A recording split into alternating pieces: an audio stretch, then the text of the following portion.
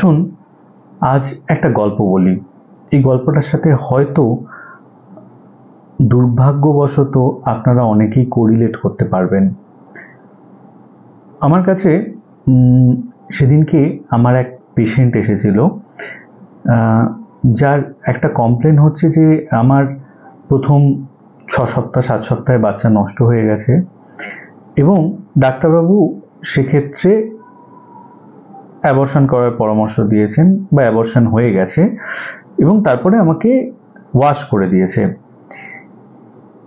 খুব দুর্ভাগ্যবশত এটা একেবারেই হওয়া উচিত না এবং আমি দেখি রুরাল প্র্যাকটিসে এইটার সম্ভাবনাটা একটু বেশি। আমি যখন আমার বাইরে পেরিফেরিতে চেম্বার করি এই ধরনের পেশেন্ট একটু বেশি পাই। টিপিক্যাল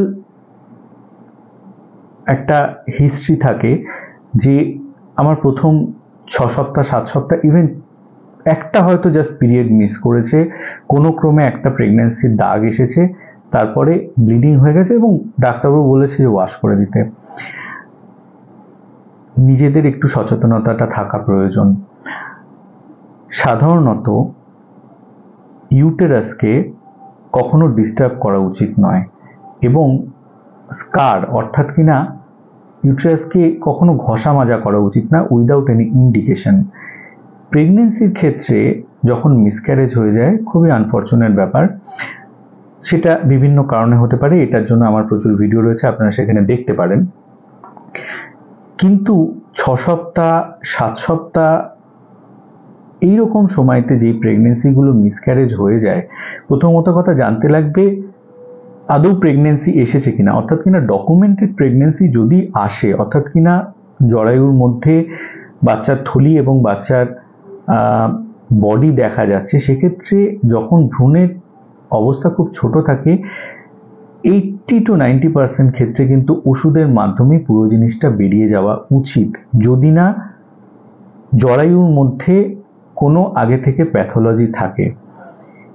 সেক্ষেত্রে বেশিরভাগ ক্ষেত্রেই সম্পূর্ণভাবে অ্যাবর্শন হয়ে যায় ওষুধের মাধ্যমে। কোনো রকমের ইনস্ট্রুমেন্টেশন বা কোনো ধরনের ডিএনসি করা প্রয়োজন হয় না এবং আননেসেসারি অপ্রয়োজনীয়ভাবে সেটা করা উচিত না। কারণ যখনই আমরা অকারণে জরায়ুকে খোঁচাই তখন, এবং সেটা যদি অনভ্যস্ত হাতে হয় এবং যার এই সম্পর্কে কোনো জ্ঞান নেই, কোয়াক প্র্যাকটিশনার যারা থাকে তারা জরায়ুর ভেতরের লেয়ারটাকে অত্যন্ত বেশি করে চেঁচে দেয়।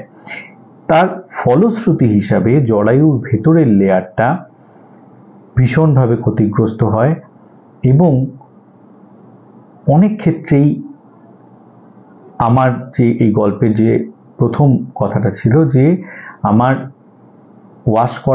ওয়াশ করে দিয়েছে এবং তারপর থেকেই কিন্তু আমার মাসিক ধীরে ধীরে কমে যাচ্ছে। এটা কেন হচ্ছে? জরায়ুর ভেতরের লেয়ারটা যখনই ওভার এনথুজিয়াস্টিক্যালি চেঁচে দেওয়া হয় তখন জরায়ুর দুটো লেয়ার, জরায়ুর দুটো ওয়াল একটা একটার সাথে মাকড়সার জালের মতো আটকে যায়। এই কন্ডিশনটাকে বলা হয় ইউটেরাইন সাইনেকিয়া। অর্থাৎ কিনা আমাদের শরীরে যখন কোনো জায়গায় কেটে যায় সেখানে যেমন স্কার টিস্যু ফর্মেশন হয়, অর্থাৎ কিনা প্রথমে একটা রক্ত জমাট বাঁধে, তার উপরে একটা লেয়ার তৈরি হয়, একটা টিস্যু তৈরি হয়, তার উপর মাংস তৈরি হয়, এরকমভাবে স্কারটা ফিল আপ হয়। জরায়ুর ভেতরে যদি ইনার লাইনিংটা খুব বড় করে চেঁচে দেওয়া হয়, খুব বেশি করে চেঁচে দেওয়া হয়, জরায়ুর লেয়ার একটা একটার সাথে এইরকম জালের মতো আটকে যাবে। যদি সেটা আটকে যায় টিপিক্যাল কমপ্লেন থাকবে যত দিন যাবে তত পিরিয়ড কমে যাচ্ছে, এবং এইটা যদি হয় তখন কিন্তু নর্মালি প্রেগনেন্সি আসা ভীষণ ভীষণ মুশকিল হয়ে যায়। এবং খুব খারাপ বিষয় এটাই যে এটার জন্য কিন্তু কোনো ওষুধও হয় না। এটার থেকে বেরিয়ে আসার জন্য আমাদের কি করতে হয়? হিস্টেরোস্কোপি, অর্থাৎ নিচে থেকে ক্যামেরা ঢুকিয়ে সেই জালটাকে কাটা হয়। কেটে ইউটেরাসের ভেতরের লেয়ারটা আবার ছাড়িয়ে দিয়ে আবার ওষুধের মাধ্যমে সেটাকে রিকনস্টিটিউট করার একটা প্রচেষ্টা করা হয় এবং চেষ্টা করা হয় যাতে ভেতরের লেয়ারটা আর একটার সাথে জোড়া না লাগে।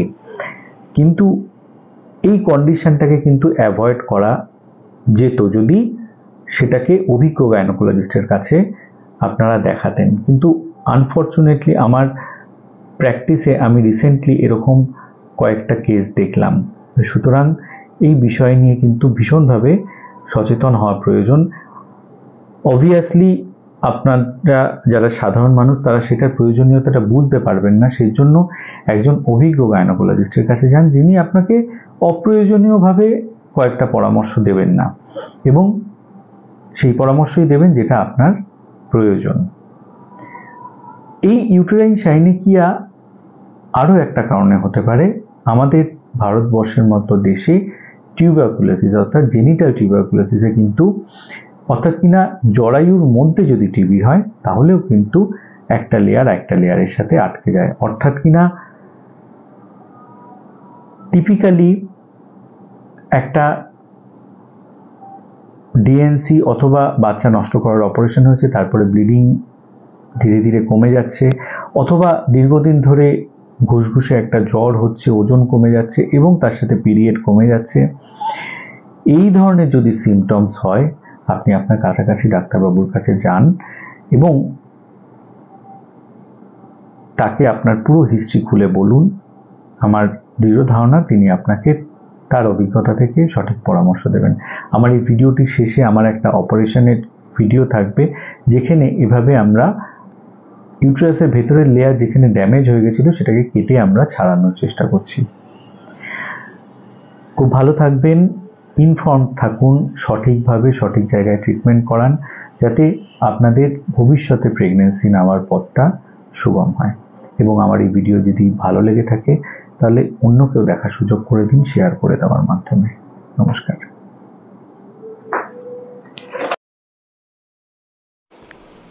এই ভিডিওটিতে যেটা আপনারা দেখতে পাচ্ছেন এখন, এরকমই আমার এক পেশেন্ট যার ওয়াশ করার পরে ব্লিডিংয়ের পরিমাণ ধীরে ধীরে কমে যায় এবং জরায়ুর দুটো অংশ একটার সাথে জুড়ে লেগে যায়।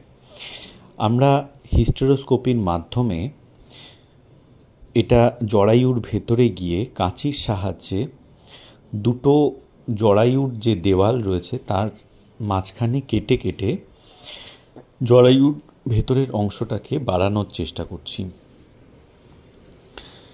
এরপরে পেশেন্টকে কিছু মেডিসিনের মাধ্যমে রাখতে হবে যাতে জরায়ুর ভেতরের অংশ আবার জুড়ে না যায় এবং তারপরে আমরা প্রেগন্যান্সির জন্য অগ্রসর হতে পারবো।